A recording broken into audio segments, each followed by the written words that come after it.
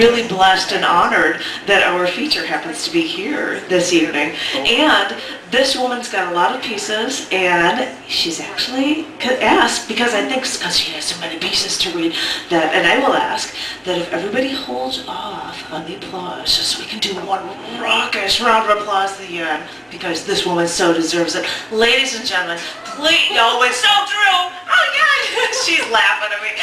Ladies and gentlemen, please give it up for Elizabeth Jacobson. Get out here.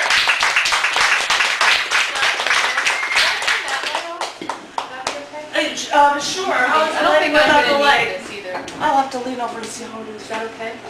How, I think it's going to bother my eyes. How is that for you? That's Can good. we see Yeah, it? that's fine. Do you Thank you. want Gosh, I hope I don't fall off the... Can I just put this chair... Do whatever you need to do. I don't want to fall off I this didn't little even bit. get up. I'm going to Do whatever Thank you you. need to do. just prop my toes I up. will. I'll fall off the ledge and break my hip or something. Well, thank you all for your fabulous readings. I really enjoyed it, and this is a real treat to be here. Your microphone. I've lived 23 years in New Mexico with my husband and my son, and these are some new wonderful friends that came to hear what's going on today. Anyway, so I've just been here a few months, and I'm going to read. I have a book coming out in a few months called Her Needs Pulled In from Tres Chicas Press in New Mexico, and it's my first book, so I'm very excited about it, and I just kind of I better start reading and practicing, so that's why I'm here also. So I have sort of three sections to read from my life, and the first two poems are from when my kids were young, and this is not from the new book. This is from another manuscript that hasn't been published, and the title of that one is called Two-Headed Dog, and anyway, that's not that significant. But the first one is Killing a Turkey at Bell's. She said I could have a turkey for Christmas if I killed it. My children were in a field picking dried chilies off frozen vines, crushing them with their small fingers. In the greenhouse, we filled 2 sacks with basil, growing like wild hair up from the earth floor, watered what was left of the kale. Soon it would all freeze. Belle said it was easy to kill a turkey. She would do one first and show me. We walked to another field, closer to the river, and dug potatoes that would be cut up and healed over for planting in the spring. Several pounds growing from each small piece, like a hand producing more fingers than it needed. The turkeys came up from the bosque and ran toward the children like a litter of puppies, the red skin on their necks bobbing like tongues. The children ran away from the turkeys, who started to run away from them, and then back again until my girl got dizzy and sliced her wrist on the barbed wire fencing she fell against to stop herself from falling. I go back without the children to kill the turkey. Belle watches me get out of my car as she finishes scrubbing her kitchen window. She was raised in a family of 10 children, and once none of her own. The turkeys are foraging in the dirt, under the funnels hanging on a line suspended between 2 cottonwoods. Sorry. Belle comes out of the house with black mitts and an iron cauldron of scalding water. She puts the water down, grabs a turkey by its neck, flips it over so she's holding its feet, pushes its head through a funnel, gives a tug, then with one sweep of a machete the head falls off. Blood pools on the ground, it bleeds for 10 minutes. Then Belle takes the limp bird down, dunks it in the hot water to soften it for plucking. I can't do it. The headless bald bird is the shape of a newborn baby. She says I should take the one she killed, and she will kill another one for herself. She wraps it in newspaper, puts it in a grocery bag with handles, sets it in the back of my car. We go for a walk down to the Rio Grande and throw stones to her dog, his front paws curved like sighs as he digs and digs in the frozen river, down to the freezing mud, reaping colored pebbles from the barren water. Thank you anyway. This one's called Hunger. Their scat on the road dries and falls apart like seeded cake. At night, so close and shrill, their sadistic sound seems to rouse the heavy curtains in my room. My boy doesn't know I bend over him as he sleeps, move the gentle ends of his hair with my breath. In Española, a mother does the same thing to her boy. His hair matted at the neck, where the coyote's mouth was anchored, dragging him back to the pack, to separate him like a chicken. In the frenzy, she could hear the hum of his voice, light as if it were underwater. She could see him drowning, his head bobbing at the surface, and then the soft descent of his body, consumed between the desert grasses, quickly as a rainstorm that almost didn't happen. The mother cannot envision him inside the thin-muscled canine, its rear end bald from mange and fleas. She has seen their pelts hanging on hooks at the swap meet, insides gutted and left in the arroyo to dry like jerky. Surprising one in a burrow under a fallen tree, I see a coyote run from her den. 4 nursing pups hang onto her nipples as she pulls them to safety. She leaves blood and feces on the clay.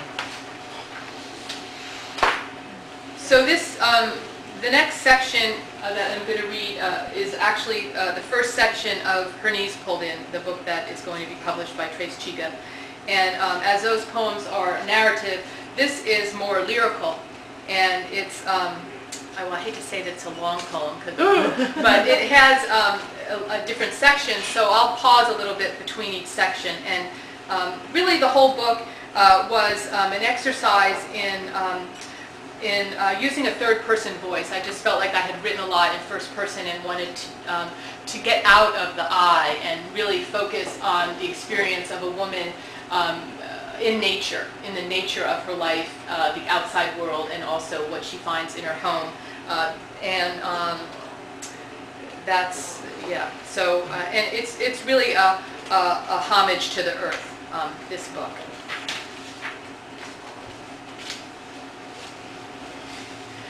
Round moon and morning sky, clouded eye of pollen, pale reflection of what is not flat, her eyes pressed tight to the workings of time.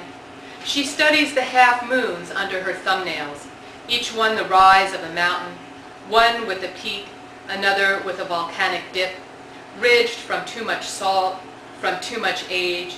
She would not recognize these nails if they were pulled from her hands and piled with other nails.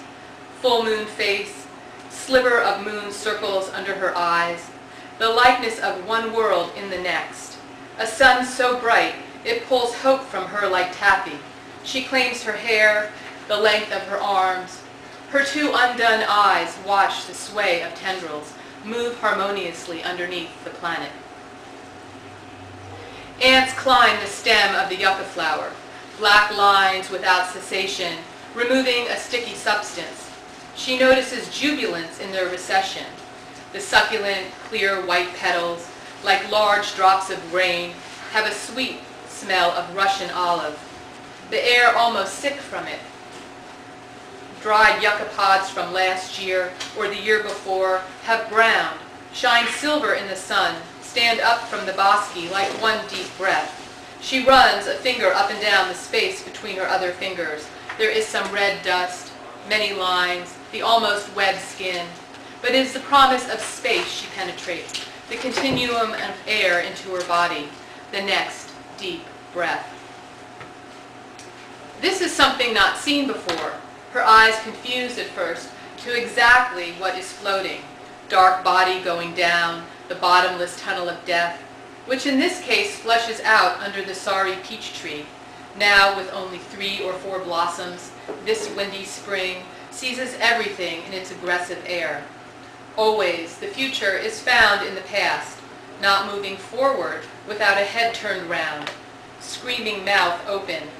The tree is signaled by the same thing each year, sometimes too early, sometimes too late, for the fruit of its flower to be held in the hands of a lover, wiped of dust, eaten and remembered, the warm face of a mother, a drowned mouse, dead in the bowels of the white porcelain toilet.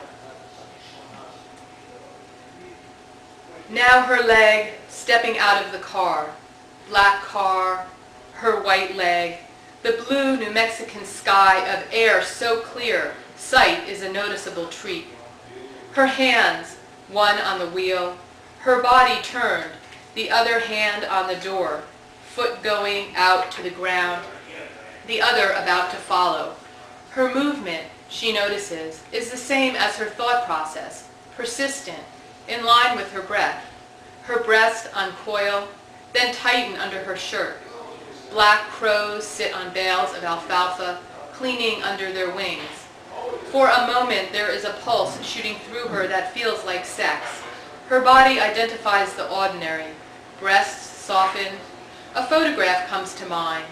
Many nude women in a row on a beach. Some breast side up, some breast side down. She is standing on her legs.